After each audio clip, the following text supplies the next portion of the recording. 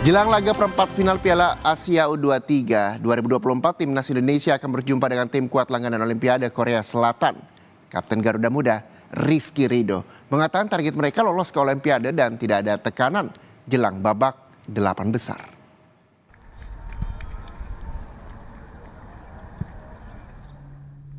Timnas Indonesia U23 akan menghadapi Korea Selatan pada perempat final Piala Asia U23 2024 di Stadion Abdullah bin Khalifah, Doha, Qatar, Kamis malam waktu setempat.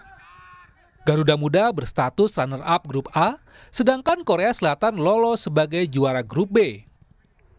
Korea Selatan tidak terkalahkan selama babak grup, bahkan mereka belum kebobolan. Kapten Timnas Indonesia U23 Rizky Ridho sadar betul kekuatan Taeguk Warriors. Namun hal itu tidak akan menjadi tekanan bagi mereka. Target lolos Olimpiade harus terwujud.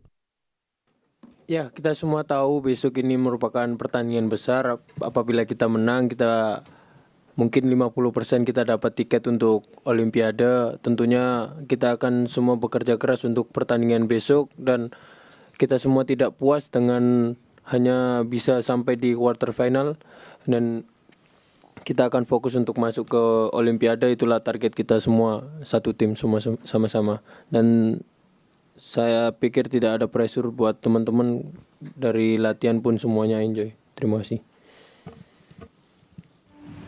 Kembalinya Nathan Joaon ke Timnas U23 setelah sempat dipanggil klubnya ke Belanda, jadi modal berharga jelang hadapi Korsel di perempat final.